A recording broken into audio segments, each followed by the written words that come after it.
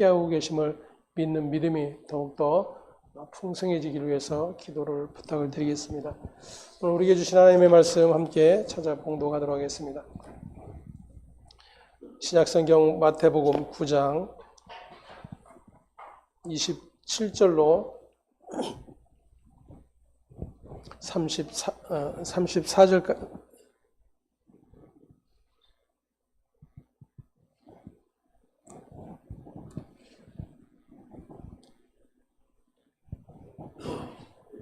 35절까지 말씀 함께 봉독을 하겠습니다.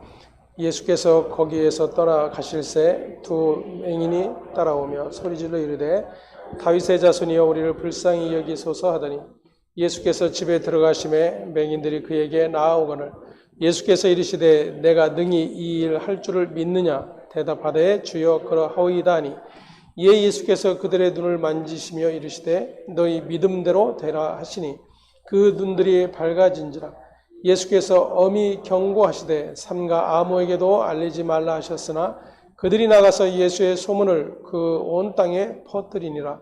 그들이 나갈 때에 귀신 들려 말 못하는 사람을 예수께 데려오니 귀신이 쫓겨나고 말 못하는 사람이 말하거늘 무리가 놀랍게 여기이르되 이스라엘 가운데서 이런 일을 본 적이 없다 하되 바리새인들은 이르되 그가 귀신의 왕을 의지하여 귀신을 쫓아낸다 하더라.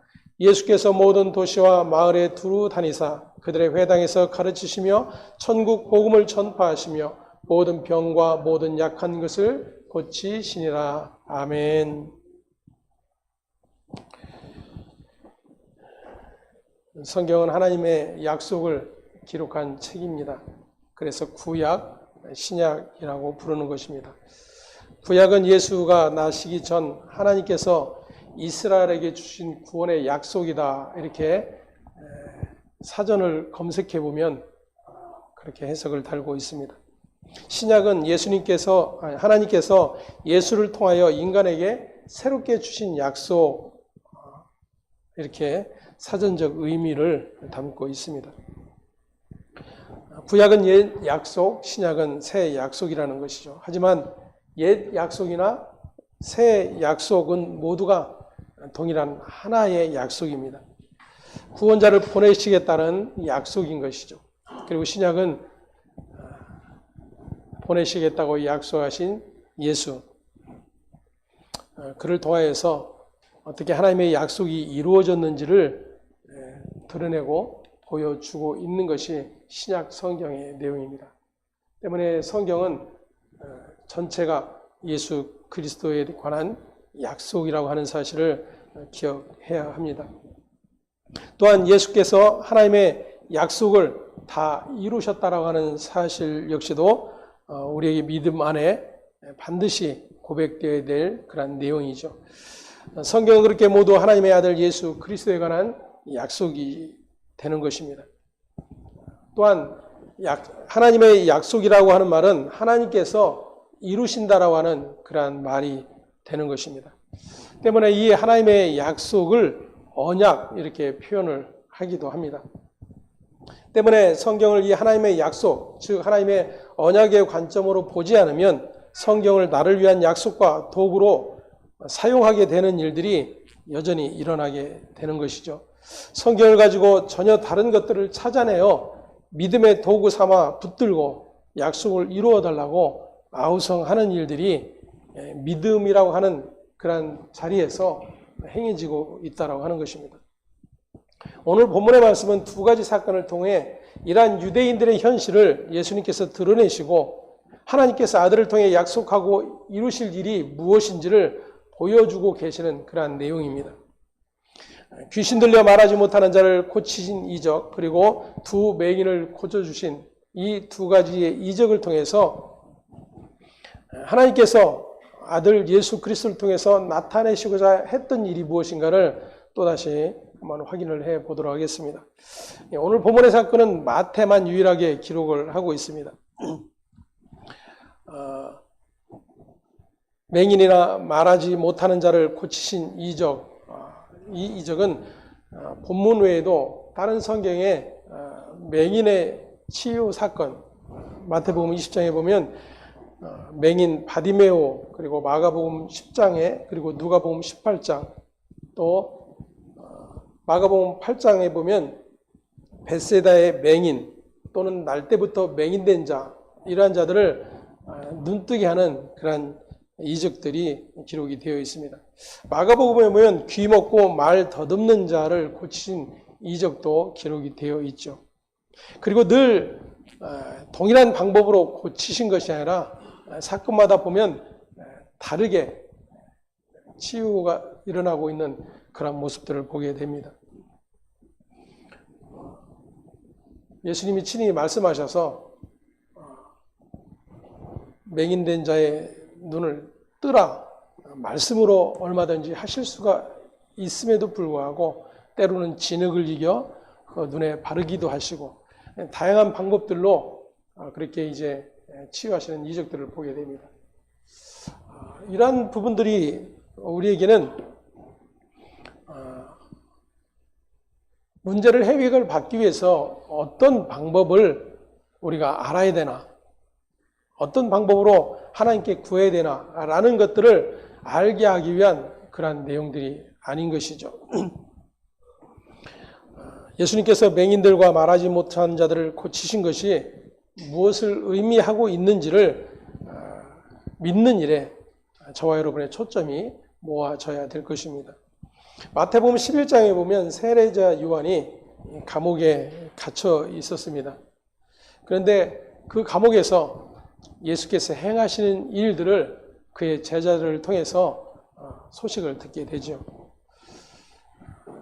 그리고 자신의 제자들을 예수님께 보냅니다. 예수님께 무언가를 알아보기 위해서였어요. 요한이 알고자 했던 것은 이것이었습니다. 마태복음 11장 3절에 보면 오실 그이가 당신이 오니까 우리가 다른 일을 기다리오리까 이렇게 질문을 하고 있는 것을 보게 됩니다. 다시 말하면 세례자 요한, 그가 구약의 말씀을 통해서 알고 있었던 하나님의 약속에 관한 것들을 떠올리고 있는 것이죠. 세례자 요한뿐만 아니라 당시의 유대인들이라고 하면은 이 요한처럼 동일하게 하나님께서 구약의 선지자들을 통해서 약속하셨던 메시아에 대한 그런 소망이 그들에게는 가득 자리 잡고 있었던 것입니다. 요한 역시도 이제 예수님이 행하시는 그런 많은 이적에 대한 이야기들을 제자들을 통해서 듣게 되어지고 그 소식으로 말미암아 지금 예수가 선지자를 통해 약속한 그 메시아인지를 확인을 하고자 하는 것이죠. 그때에 예수님께서 이렇게 대답을 해 주십니다. 4절과 5절 말씀 함께 봅니다. 너희가 듣고 보는 것을 요한에게 알리되 맹인이 보며 못 걷는 사람이 걸으며 나병 환자가 깨끗함을 받으며 못 듣는 자가 들으며 죽은 자가 살아나며 가난한 자에게 복음이 전파된다 하라. 아멘. 지금 마태복음을 통해서 계속해서 살펴보고 있는 그런 내용들이죠. 나병 환자가 깨끗함을 받는 일들, 죽은 자가 살아나는 일들, 맹인이 보게 되는 일들, 이런 일들이 일어나고 있는 것입니다. 이러한 일들로 인해서 가난한 자에게 복음이 전파된다라고 예수께서 말씀을 해 주고 계십니다. 그들이 보고 듣는 것, 그것이 바로 맹인이 보고 못 걷는 사람이 걸으며 나병 환자가 깨끗함을 받고 못 듣는 자가 들으며 죽은 자가 살아나며 가난한 자에게 복음이 전파된다 하는 이 이야기인 것입니다. 예수님이 그냥 지금 세례자 요한이 자신에게 질문하고 있는 그 질문의 요지가 뭔지를 충분히 알고 계세요. 때문에 내가 그가 맞다라고 한마디만 하시면 될 겁니다. 그러면 이 요한은 충분히 알아들을 수가 있을 거예요. 왜 예수님이 굳이 이 이야기를 하고 계시는가 하는 것입니다. 그 까닭은 구약에서 선지자를 통해서 말씀하셨던 그 일들이 무엇인지를 다시 한번 확인시켜 주고 계시는 것이죠. 이사야 42장 6절과 7절 말씀 함께 봅니다.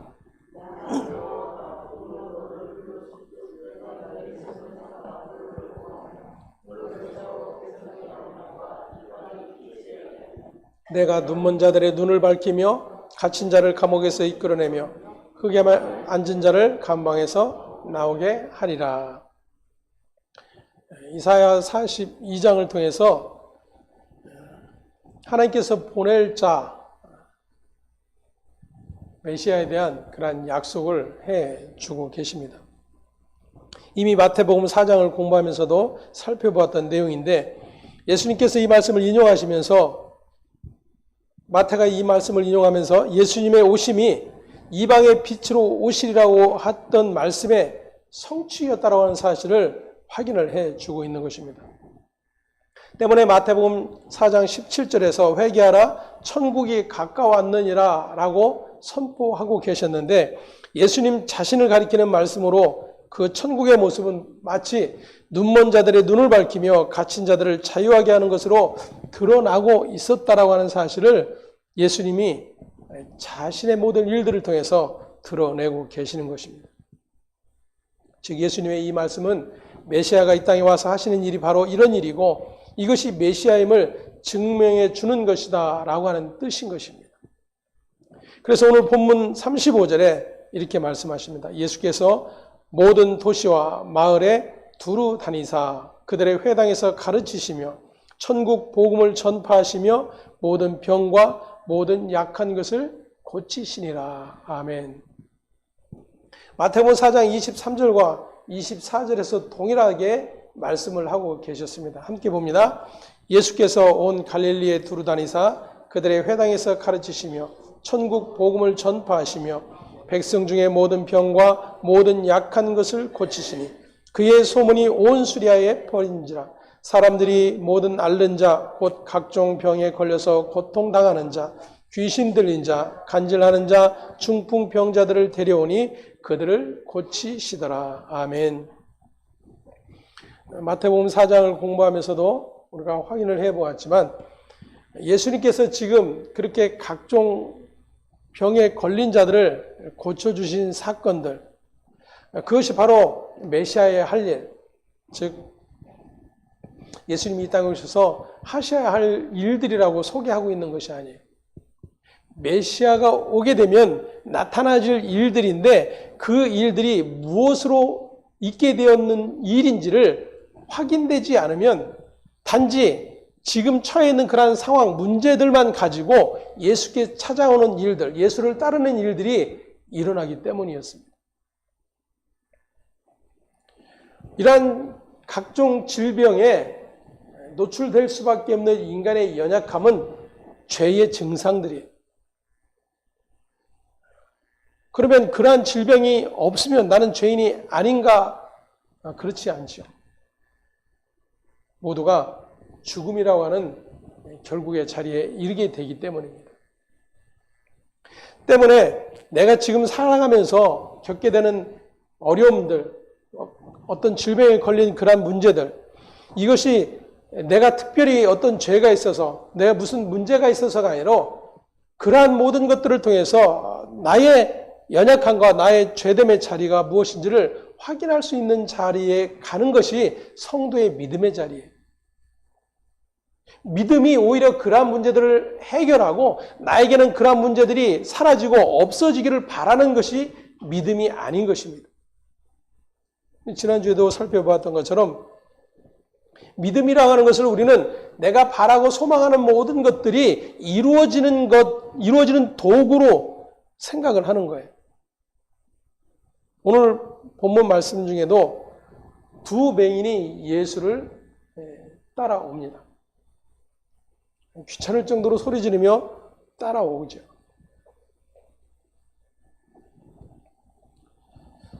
예수님께서 그 소리를 듣고 계심에도 불구하고 뒤로 한 채 여전히 갈 길을 가십니다. 그리고 집으로 그들을 인도해 드리시죠. 28절에 보면 예수께서 집에 들어가심에 맹인들이 그에게 나오거늘 예수께서 이르시되 내가 능히 이 일 할 줄을 믿느냐 이렇게 물어보세요. 이 일 할 줄을 믿느냐? 다시 말하면 저와 여러분이 이 구절을 대할 때 언뜻 생각되어지는 것은 내가 너의 눈을 뜨게 할 줄 믿느냐? 이렇게 이해를 하는 거예요. 그래서 우리는 무슨 문제가 생기면 내 믿음대로 주께서 역사하신다라고 하는 그러한 생각들을 갖게 되는 것입니다. 하지만 27절 우리 함께 봉독해 보겠습니다. 본문의 27절 말씀입니다.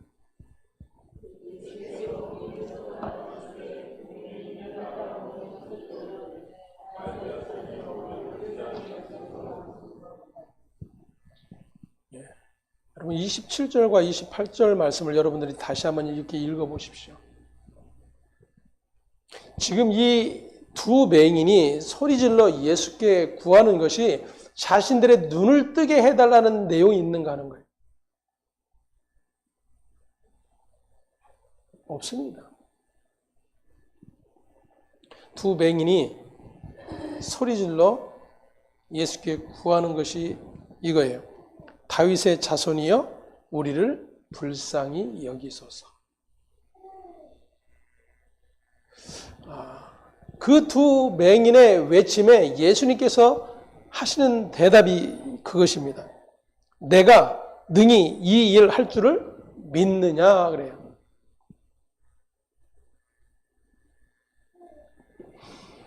우리는 이런 내용들에 대해서 그저 수없이 들었던 그런 것이 각인이 되어서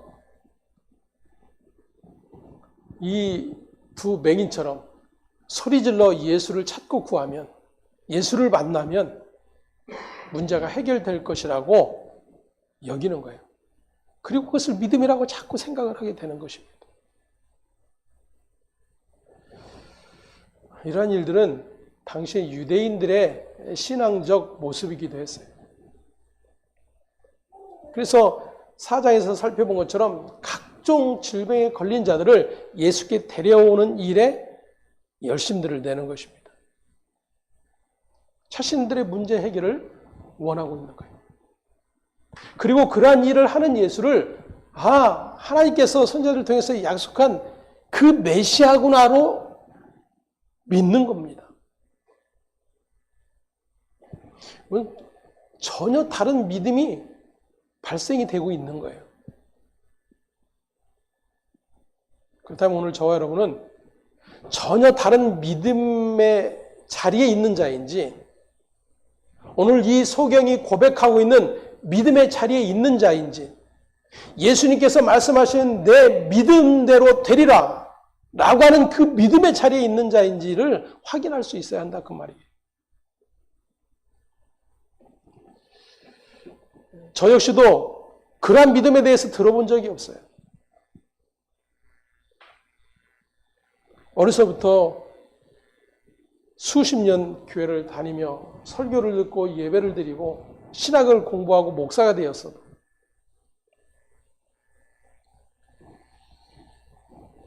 성경이 말하는 믿음이 무엇인지에 대한 생각이나 관점들을 갖지 못했어요. 그저 모두가 말하고 있는 내 믿음이 좋아지면, 내 믿음이 하나님이 인정하실 믿음이 되어지면 나에게는 성경에 기록된 이런 많은 일들이 일어날 수 있다라고 굳게 믿고 열심히 그러한 일들이 나에게 우리 성도들의 가정에, 우리의 교회에 일어나기를 새벽마다 부르짖어 기도해 왔어요.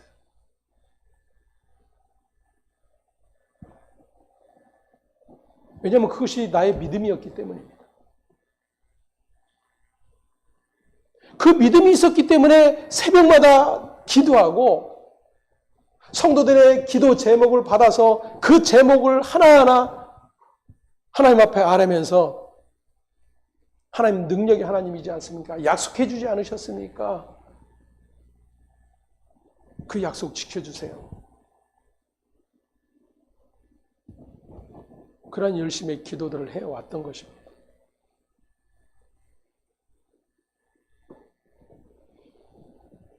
이 두 맹인처럼 예수의 소문을 듣고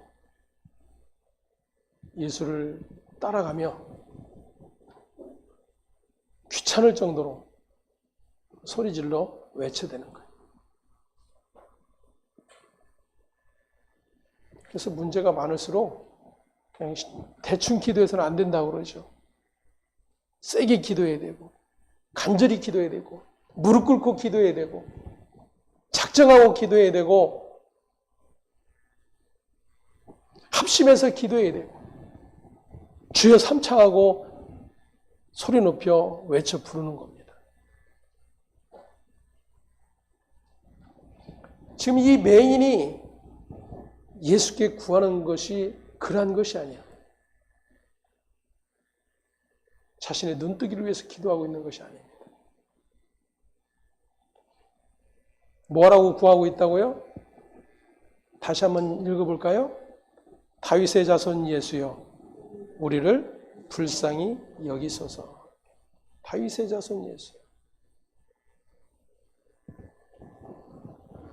예수를 다윗의 자손, 다시 말하면 하나님이 약속한 자 메시아로 믿고 있었다 그 이야기예요. 나를 불쌍히 여기소서라고 하는 것은 어떤 의미겠어요? 바로 예수가 하나님의 약속한 자 그 메시아라고 하는 그 믿음 안에 고백되어지는 것은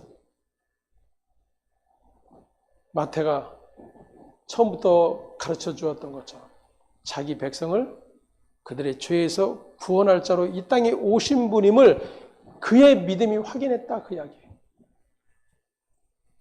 죄로 말미암아 죽게 된 자신의 모습, 그것이 지금 맹인으로 비유되기도 하는 것입니다. 하지만 유대인들은 자신들을 맹인이라고 여기지를 않았어요. 왜냐하면 유대인들에게 있어서 맹인이 된다고 하는 것은 그에게 분명한 죄가 있기 때문이다라고 하는 그러한 인식이 있었어요. 그래서 성경에 아이의 눈먼 것이 부모의 죄입니까? 아니면 아이의 죄입니까? 라고 하는 그러한 질문을 하고 있는 것을 보게 됩니다. 부모의 죄든 그 당사자의 죄든 죄가 분명히 있기 때문에 그가 맹인이 되었다라고 여기고 있는 거예요. 이것이 당시 유대인들이 가지고 있었던 신앙적 기준이었어요.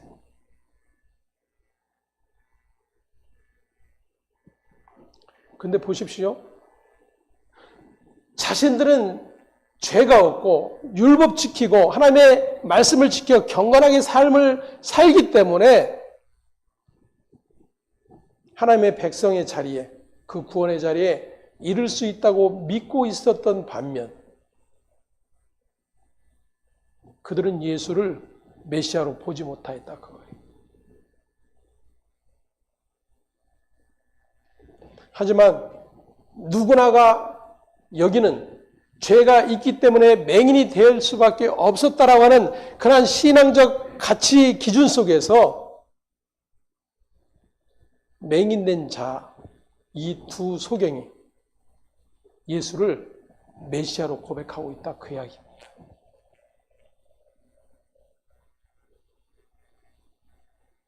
예수님이 말씀하시는 내 믿음대로 되리라 라고 하는 것은 그 믿음이 너를 구원할 것이다 라고 하는 그런 말씀인 거예요.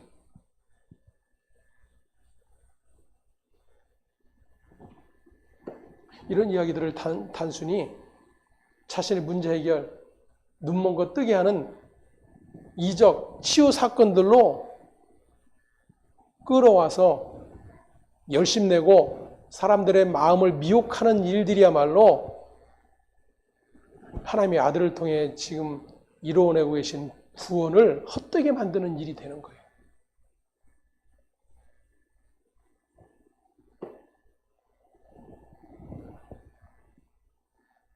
꽁 잡는 게 매다라는 이야기처럼 오늘날 신앙인들 생각 속에는 문제만 해결되면, 치유만 되어지면, 죽은 자만 살아나면 그 모든 것이 하나님이 이루어내신 놀라운 일이라고 고백하고 외쳐대는 거예요.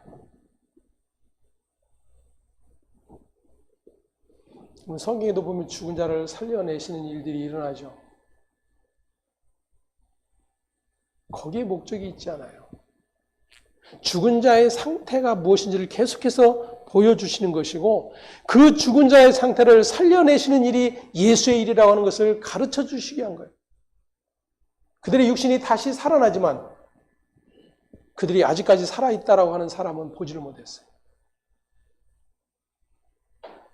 사람들은 온통 그 일에 열광을 해요. 예수가 영원한 생명의 구주되심을 믿고 아는 일에 열광을 하는 것이 아니라 자신의 문제를 해결해 준 예수에 열광을 한다 그 거예요.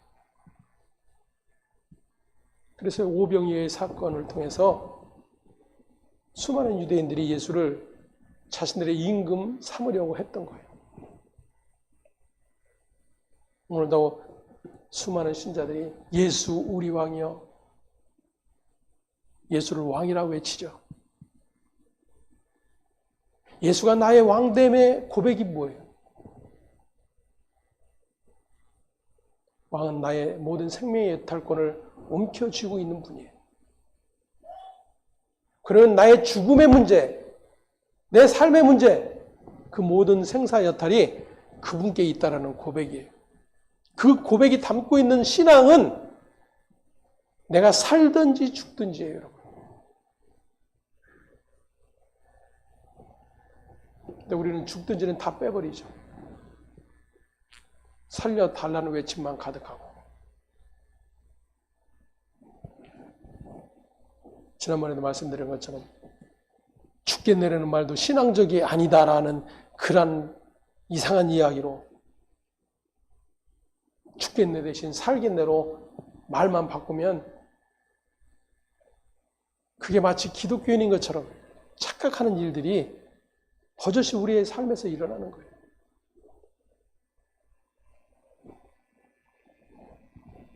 이사야 43장으로 가봅니다. 8절에서 10절까지 말씀 함께 봅니다.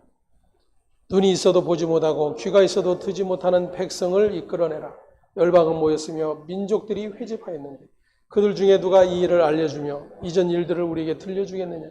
그들이 그들의 증인을 세워서 자기들의 옳음을 나타내고 듣는 자들이 옳다고 말하게 하여 보라. 나 여호와가 말하노라. 너희는 나의 증인 나의 종으로 택함을 입었나니 이는 너희가 나를 알고 믿으며 내가 그인 줄 깨닫게 하려 함이라. 나의 전에 지음을 받은 신이 없었느니라. 나의 후에도 없으리라. 아멘. 하나님께서 이스라엘을 자신의 증인으로 부르셨다라고 말씀하세요. 이스라엘을 택하신 이유가 그들을 나의 증인으로 세우기 위한 것이었다. 하지만 그들은 증인으로서의 삶을 실패한 자들입니다. 그래서 하나님께서 친히 다윗에게 주신 언약대로 증인을 세워서 본래 하나님께서 이루고자 하셨던 그 언약을 성취하시겠다라고 말씀하고 계시는 거예요. 언약을 성취할 종을 이 땅에 보내실 것인데 그가 맹인을 보게 하고 듣지 못하는 자가 듣게 하고 말하는 자를 말하지 못하는 자를 말하게 하여서 증인으로 삼으시는 일을 하나님의 열심으로 이루실 것이라고 말씀을 하고 계시는 것입니다. 그래서 이사야 55장에 가면 이렇게 선언해 주고 있습니다. 3절에서 5절까지 말씀 함께 봅니다. 너희는 귀를 기울이고 내게로 나와 들으라. 그리하면 너희의 영혼이 살리라. 내가 너희를 위하여 영원한 언약을 맺으리니 곧 다윗에게 허락한 확실한 은혜니라. 보라, 내가 그를 만민에게 증인으로 세웠고 만민의 인도자와 명령자로 삼았나니 보라, 내가 알지 못하는 나라를 내가 부를 것이며 너를 알지 못하는 나라가 내게로 달려올 것은 여호와 내 하나님 곧 이스라엘의 거룩하신 이로 말미암음이니라. 이는 그가 너를 영화롭게 하였느니라. 너희를 위하여 영원한 언약을 맺으리니 곧 다윗에게 허락한 확실한 은혜니라. 그래. 내가 그를 만민에게 증인으로 세웠고 만민의 인도자와 명령자로 삼았나니. 이스라엘 하나님께서 하나님이 행하시는 모든 일들의 증인으로 부르셨는데 그들은 그 증인됨의 이 일에 실패했어요. 그래서 하나님께서 하나님 자신이 친히 그 일을 이루시겠다고 말씀하시면서 한 증인을 세우겠다라고 약속하고 계시는 거예요. 그 한 증인이 바로 예수 그리스도를 가리키고 있는 것이죠.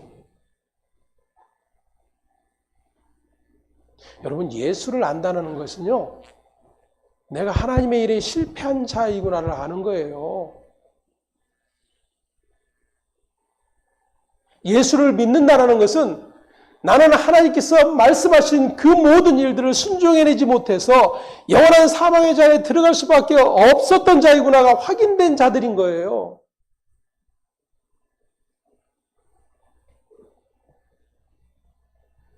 믿음은 그것을 보는 것입니다. 그래서 눈먼 자요, 죄인이라고 여겨지는 이 두 맹인이 소리질러 외치는 거예요. 뭐라고? 다윗의 자손이요. 바로 하나님께서 내가 내 증인을 세우겠다. 그리고 그 증인을 통해서 나의 일을 이루겠다고 말씀하신 그 증인이 바로 예수 당신입니다. 이 고백인 거예요, 여러분. 이 맹인이 외치는 것이. 그런데 거기에 무슨 믿음이 자신의 눈을 뜨게 하는 도구로 사용이 되어줄 수 있느냐, 그거예요. 여전히 허망한 일들을 하고 있는 것이죠. 사무엘하 7장 16절에서 17절을 말씀으로 가봅니다. 내 집과 내 나라가 내 앞에서 영원히 보존되고 내 왕위가 영원히 견고하리라 하셨다 하라. 나단이 이 모든 말씀들과 이 모든 계시대로 다윗에게 말하니라. 여러분, 이 사무엘하 7장으로 가보시면 어떤 내용이냐면 다윗이 어느 날 자신이 왕궁에 거하고 있는데 하나님이 거하시는 성막이 너무도 초라해 보이는 거예요. 이제 자신은 왕이 되었고 너무나도 멋진 왕궁을 지어서 평안히 살고 있는데 자신의 눈에 하나님이 출애굽 내내 머물러 계셨던 그 성막이 해질 대로 헤어지고 낡아서 초라한 모습이 다윗의 눈에 들어온 거예요.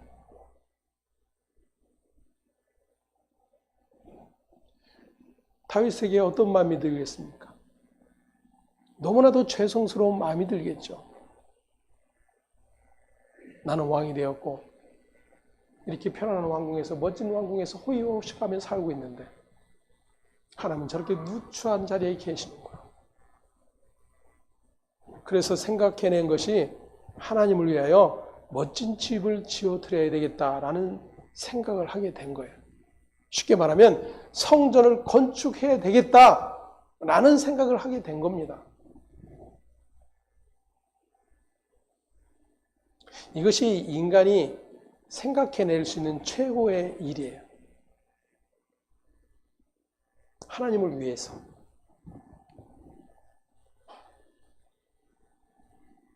그리고 그것이 마땅한 일이라고 여기는 거예요. 문제는 그러한 것에 대해서 하나님이 인정해 주셔야 되는 거죠.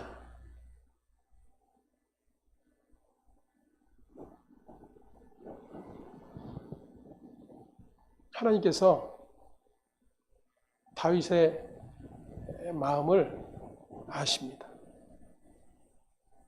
그럼에도 불구하고 다윗에게 그 일을 허락하지 않으세요. 전쟁에 피를 많이 흘렸기 때문이라 사람들은 이야기하는데 인간의 그 정서, 인간의 마음, 인간의 열심 하나님이 받지 않으신다라는 거예요. 오히려 하나님께서 이렇게 말씀하세요. 내가 언제 내가 거하는 곳이 누추하다고 이야기한 적이 있었더냐? 너에게 언제 새집 지어달라고 말한 적이 있었더냐? 그 말은 하나님은 그러한 일에 전혀 상관이 없으시다는 말이에요. 오늘날 수많은 목회자들과 신자들이 성전 건축이 평생에 하나님께 영광 돌릴 최고의 기쁨이라고 생각들을 합니다.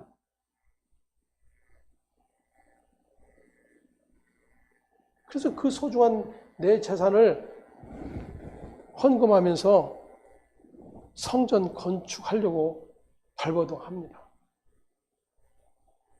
다시 말하면 하나님이 지금 말씀하고 계신 뜻, 그 의도를 전혀 모른다는 이야기예요. 하나님은 거기에 관심이 없다 그 이야기예요. 아니 한 번도 하나님은 인간이 지은 성전 건축을 기뻐하시거나 그걸 칭찬하신 일이 없어요. 오히려 허물어 버리라고 말씀하시고 내가 허물겠다는 말씀하시고 하나님이 허물어 버리신 일만 기록이 되어 있어요. 그런데도 여전히 그 일에 믿음을 도구 삼아 열심히 내는 일들을 하고 있는 겁니다. 예수님은 그러한 지금 바리새인들의 믿음, 유대인들의 믿음을 헛된 믿음으로, 믿음이 아닌 것으로 이 두 맹인을 통해서 보여주고 계시는 거예요. 너희가 하나님이 원하시는 것, 하나님이 보내신 자 메시아를 통해서 할 일이 무엇인지를 알지 못하는 자들이 바로 너희다. 그런데 너희가 죄인이라고 여기는, 그것도 분명 큰 죄가 있어서 소경이 될 수밖에 없었다라고 여기는 이 두 맹인이 나를 안다 그 이야기예요. 나를 안다. 내가 누구인지를 안다 그거예요. 그 믿음대로 되리라라고 말씀하시는 겁니다. 다시 말하면 그 믿음이 너를 구원하였다라고 말씀을 해 주시는 거예요. 그러면 그 믿음마저도 이 두 소경이 하나님의 말씀을 다른 유대인들처럼 열심히 듣고 배워서 깨닫게 된 것일까요? 그들은 예배 자리도 갈 수 없었고 하나님의 말씀을 듣는 자리에도 갈 수 없었던 죄인들이에요. 하나님의 말씀을 들을 통로가 없었던 자들이다 그 이야기입니다. 그런데 예수님이 그 믿음대로 되리라라고 말씀하세요.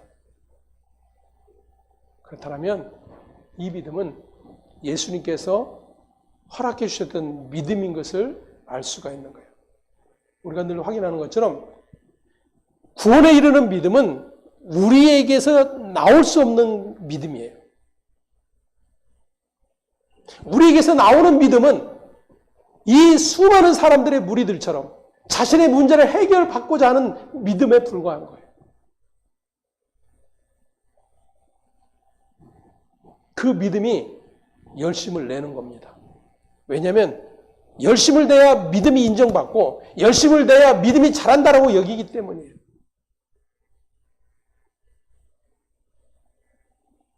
이 두 맹인은 요즘 말로 말하면 한 번도 예배당에 들어갈 수조차도 없었던 자들이에요. 태어나면서부터.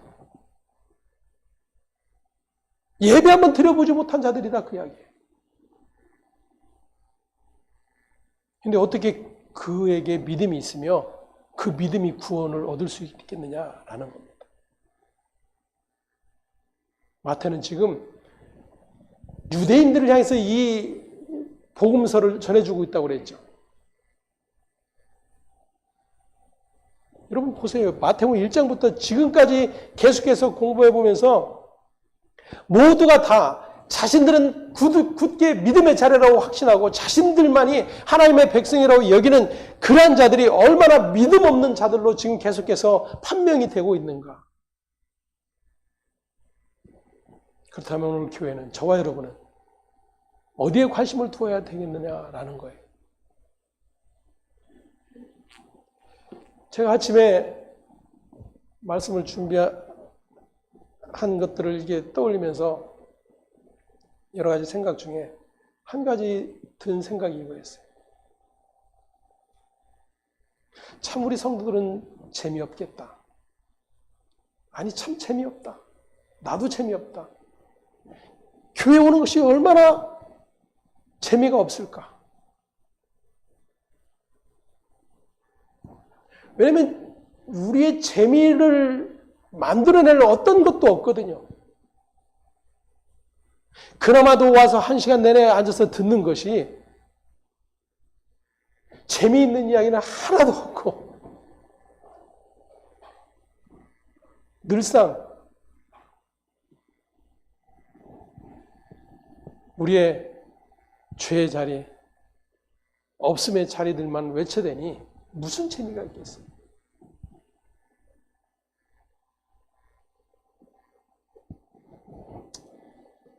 한편 마음에 짠하더라고요. 인간적인 말로.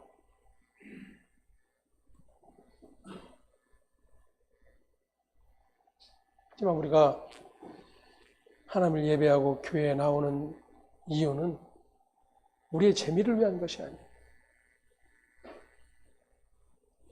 성도의 교제는 얼마든지 일어날 수 있죠.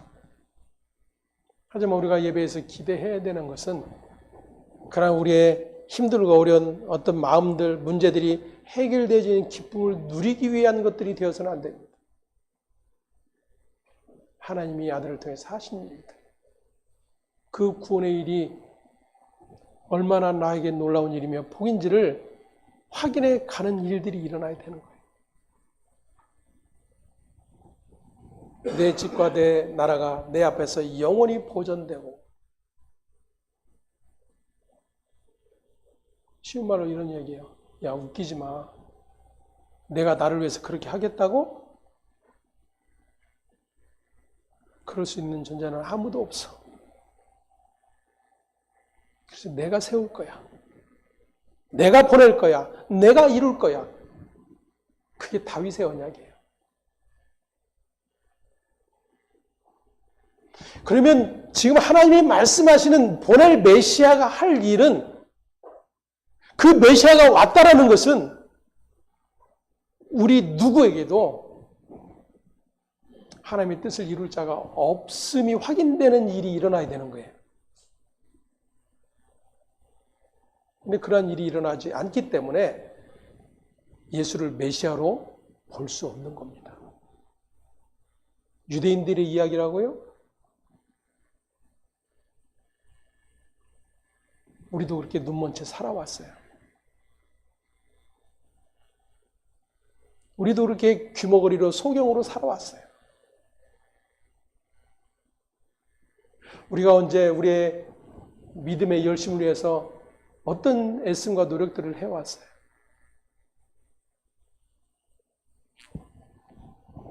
그분에 의해서, 그분의 은혜로 보게 되는 일이 일어나고 듣게 되는 일이 일어나기 때문에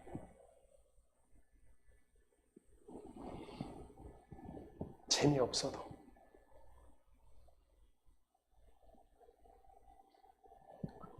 어떤 분들 이야기처럼 너무 어려워도 아니요. 한 번도 듣지도 못하고 한 번도 예배의 자리에 가지 못했어도 하나님에 의해서 그 하나님의 아들을 믿는 믿음이 주어짐을 통해 구원이 일어나는 것이 하나님의 일인 것을 믿으시길 바랍니다.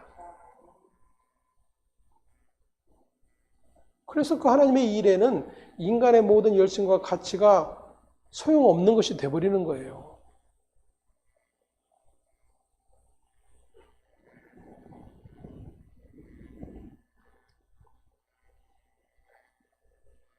마태는 바로 두 맹인의 이 외침, 예수님을 향해서 다윗의 자손이 우리를 불쌍히 여기소서라고 하는 이 표현은 곧 예수가 메시아임을, 하나님이 실패한 이스라엘 대신에 영원한 나라로 영원히 견고하게 세우겠다라고 하는 그 약속된 하나님의 아들을 보내신 그 일이 이루어졌다라고 하는 믿음의 고백인 거예요. 때문에 마태복음 1장 1절에 마태는 이렇게 시작을 하죠. 아브라함과 다윗의 자손 예수 그리스도의 계보라. 이것은 예수님의 족보가 이러이러하다라는 것을 설명해 주는 것이 아니라 예수 그리스도의 역사는 이러하다. 그분은 다윗의 자손이며 아브라함의 자손이다라고 하는 말씀으로부터 시작이 되는 거예요. 하나님께서 아브라함에게 약속하셨던 그 일, 믿음의 근원, 그가 바로 예수이시다라는 선언으로부터 시작이 되었던 것입니다. 하지만 그 누구도 예수께서 다윗의 후손이라는 사실을 알지 못했고 고백하는 자가 없었는데, 너무나도 아이러니하게 예수님을 다윗의 자손으로 알아보고 고백하는 자는 앞을 볼 수 없었던 맹인이었어요. 하나님을 예배할 수 없고 하나님 앞에 나갈 수조차 없었던 맹인.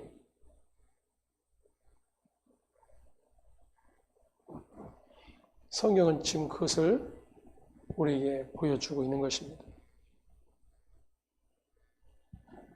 볼 수도 없었던 맹인이 예수님을 다윗의 후손으로 고백할 수 있었던 것은 이미 하나님께서 그를 불쌍히 여기사 은혜를 베푸셨기 때문에 가능한 일이라고 하는 것을 알 수 있어야 합니다.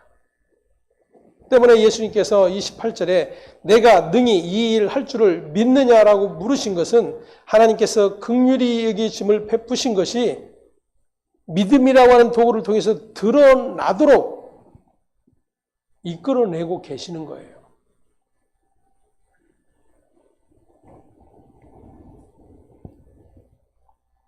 때문에 예수님께서 너희 믿음대로 되리라라고 하신 말씀은 그들의 믿음대로 되라는 것이 아니라 그들에게 하나님께서 주신 믿음대로 이루어질 것을 말씀을 하고 계시는 것이. 왜냐하면 믿음이라고 하는 것은 본래 저와 여러분의 소유물이 아니기 때문입니다. 이 사실에 대해서 사도인 바울이 너무나도 명백하게 가르쳐 주고 있습니다. 로마서 1장으로 가보겠습니다. 1절에서 4절까지 말씀 함께 봅니다. 예수 그리스도의 종 바울은 사도로 부르심을 받아 하나님의 복음을 위하여 택정함을 입었으니 이 복음은 하나님이 선지자를 통하여 그 아들에 관하여 성경에 미리 약속하신 것이라. 그의 아들에 관하여 말하면 육신으로는 다윗의 혈통에서 나셨고 성결의 영으로는 죽은 자들 가운데서 부활하사 능력으로 하나님의 아들로 선포되셨으니 곧 우리 주 예수 그리스도시니라. 아멘. 애초부터 복음은 우리의 것이 아니라 하나님의 것이었다라고 하는 사실을 선언을 해주고 있습니다. 때문에 예수 그리스도 그분만이 하나님의 복음인 것입니다. 죄의 권세에 매인 인간은 하나님의 복음을 알지도 못하고 보지도 못하며 말하지도 못하는 그러한 존재였을 뿐입니다. 그런데 하나님께서 언약을 율법에 담아서 주시니까 이스라엘은 그저 율법을 잘 지켜 의를 이루고 영생을 얻으려는 노력들에 열심을 다했던 거예요.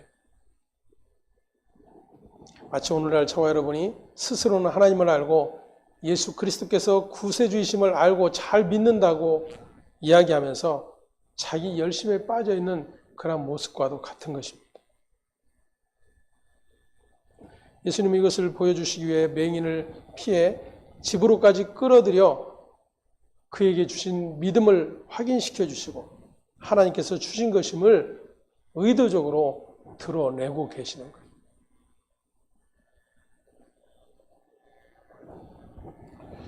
오늘 본문에는 세 부류가 등장을 하는데 예수님을 귀찮게 할 정도로 소리 지르며 따라왔던 이 맹인 두 사람과 그리고 사람들이 예수님께 데려온 귀신 들려 말하지 못하는 자, 그리고 또 하나는 예수님의 이적에 대해서 귀신의 왕을 의지해서 귀신을 쫓아낸다라고 말하고 있는 바리새인들입니다.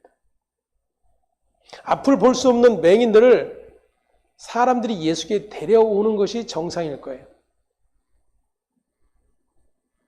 오히려 보지 못하는 그들이 예수님을 따라왔다라고 하는 것을 통해 보고 듣고 잘 알고 있다고 믿는 이들의 죄를 하나님은 드러내어 심판을 하고 계시는 것입니다. 요한복음에 가면 그 일들에 대해서 요한이 분명하게 가르쳐 주고 있습니다. 요한복음 9장으로 가봅니다. 39절에서 41절까지의 말씀 함께 봅니다.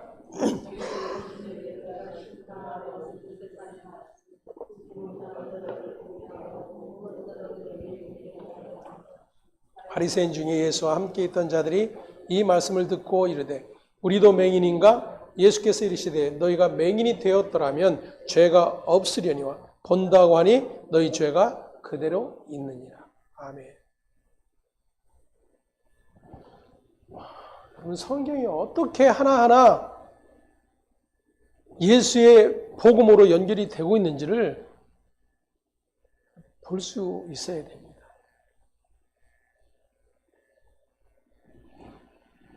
율법을 열심히 지켜서 하나님을 섬기려고 하는 것은 이미 낡은 것일 뿐입니다.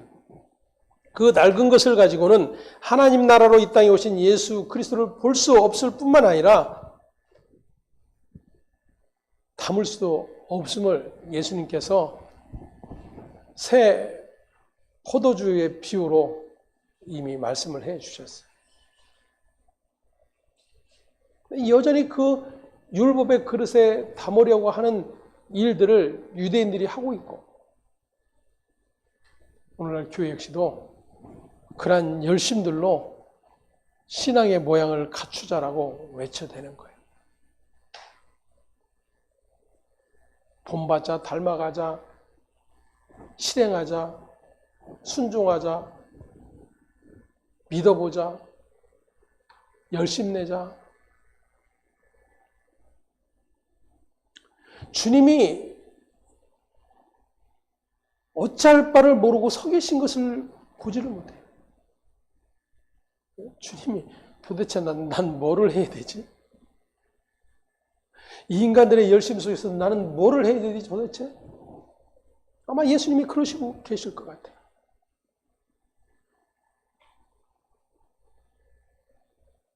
그래서 성경이 뭐라고 그래요? 바울이 이야기하고 있는 내용을 보면 하나님을 아는 자, 예수의 일을 아는 자는 자기의 일을 쉬느니라 그래요. 자기의 일을 쉬느니라. 그게 신자가 할 일이에요, 여러분.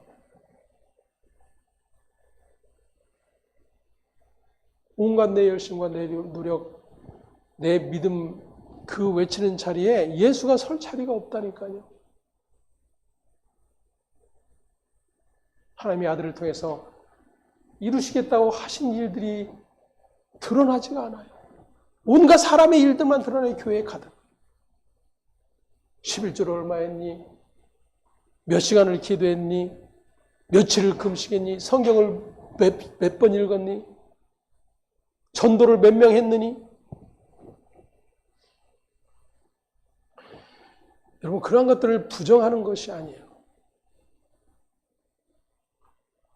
하나님의 기록된 말씀 안에서 하나님의 일이 확실히 깨달아지게 되면은 같은 일이어도 달라지는 거예요. 왜냐하면 거기에는 내 영광이 없거든요. 내 일이 사라지는 거거든요. 내 일이 쉬어지는 일이 일어나는 거예요. 그게 안식이에요, 여러분. 그게 안식.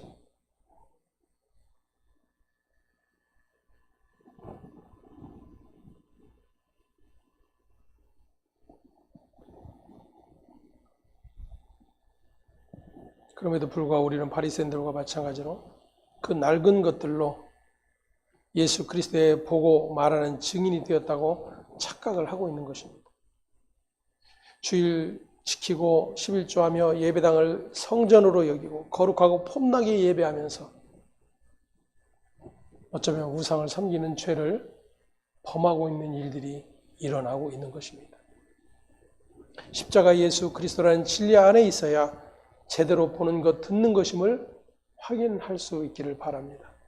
이러한 점에서 한순간이라도 성령께서 저와 여러분의 눈을 열어 십자가를 포기하지 않으시면 우리는 여전히 맹인으로 살아갈 수밖에 없는 자들입니다.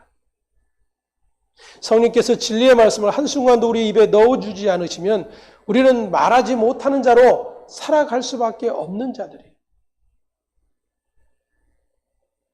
그래서 주님이 오신 거예요. 못 듣는 자를 듣게 하고 못 보던 자를 보게 하기 위해서.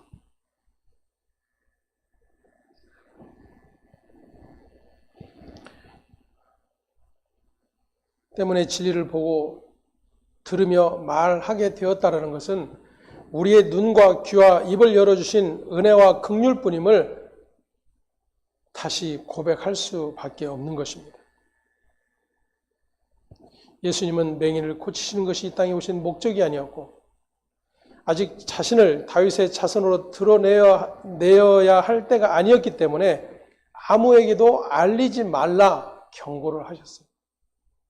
나병 환자에게도 똑같은 말씀을 하셨었죠. 그때도 제가 이런 말씀을 드렸어요. 예수님 너무 이상하다. 오히려 가서 빨리 소문내고 자랑해서 많은 사람들이 예수께 나오게 하는 것이 우리가 원하는 바의 목적인데 왜 예수님은 입 다물라고 말씀하실까? 그러한 생각들을 우리는 갖지 않는 거죠. 왜 예수께서 말하지 마 그러셨을까? 그런데 왜 우리는 예수님이 말하지 마 했는데도 불구하고 입을 열고 떠벌려 예수님이 이러한 일을 이루어 주셨다라고 외칠까요? 오늘 본문 안에서 그 부분 역시 확인을 할 수 있어야 됩니다.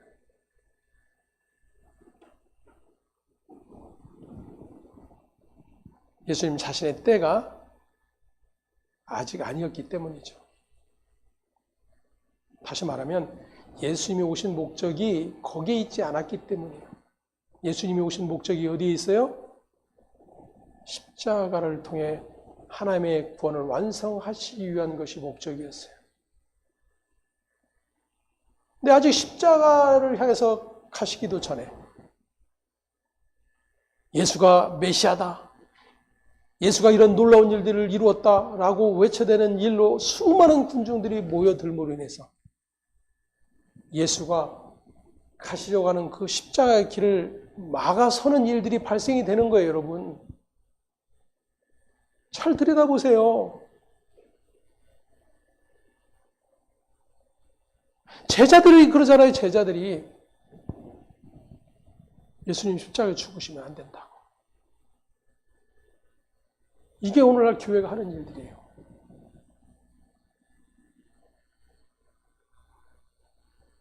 우리의 왕이 되어달라고. 그래서 우리의 영원한 복이 되어달라고. 굳이 십자가 없어도 된다라고.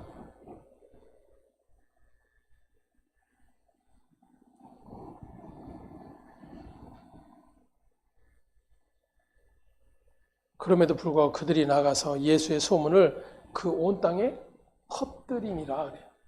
자, 여기서 한 가지 우리가 생각하고 마치겠습니다. 오늘날 교회가 선교에 열심을 내고 전도에 많은 열심을 내고 그것이 하나님의 가장 큰 관심이다. 하나님이 영혼 구원에 관심이 있다라고 외쳐대죠. 잘못 전해진 예수, 잘못 가르쳐진 예수 때문에 십자가 예수가 사라져요.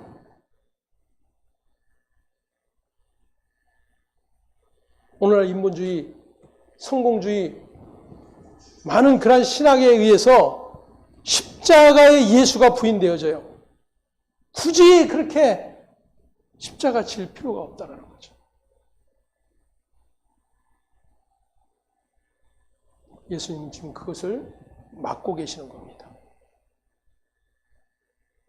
그리고 그 십자가의 예수가 드러날 때에는 아무도 그 예수 곁에는 남지 않아요. 그게 정상이에요, 여러분. 십자가의 참된 복음이 외쳐지고 그것이 교회에 선포되고 떨어지게 되면 모두 다 떠나는 일이 발생이 되는 겁니다. 왜냐하면 잘못 가르쳐준 예수를 붙들고 있었기 때문에 내가 믿고 싶은 예수가 아니다라는 거예요. 어쩌면 우리는 이것도 아니고 저것도 아닌, 아니 그것도 붙들고 이것도 붙들고 있는 그런 어정쩡한 모습은 아닌가.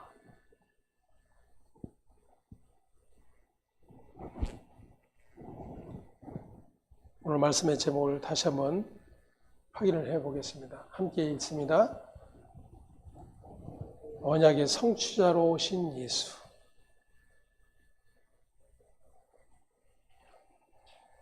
그 언약의 성취는 하나님의 언약을 이루시는 일에 관심이 있는 거예요. 저와 여러분의 일에 관심이 있는 것이 아니라 그 하나님과 그 하나님의 언약을 이루시겠다고 하신 예수를 아는 일이 믿음의 일이라고 하는 것을 또다시 확인할 수 있기를 소망을 합니다. 기도하겠습니다. 하나님 감사합니다. 성경을 나를 위한 약속과 도구로 사용하며 얼마나 많은 하나님의 복을 받아냈는가가 믿음의 척도로 여겨지고 기도의 열심으로 여겨지고 교회의 복으로 여겨지는 이 현실 속에서 오늘 주께서 말씀하고 계신 맹인된 자, 차라리 너희가 보지 못하였다라면 좋았을 뻔하였다라고 하는 이 주님의 음성을 오늘도 들을 수 있는 자 되게 하여 주시옵소서. 성령이 교회들에게 하시는 말씀을 귀 있는 자는 들으라고 하시는 그 주님의 말씀이 어떤 의미인지를 오늘 말씀 안에서도 또다시 분별하게 하시고 깨닫게 하시고 그래서 아들 안에서 이루어진 그 구원의 은혜와 은총이 얼마나 놀라운 복인지를 모두가 함께 믿음 안에서 고백할 수 있는 복된 우리 모두 될 수 있도록 하나님 은총 베풀어 주시옵소서. 감사와 찬송이 오직 아버지께 있음을 고백하며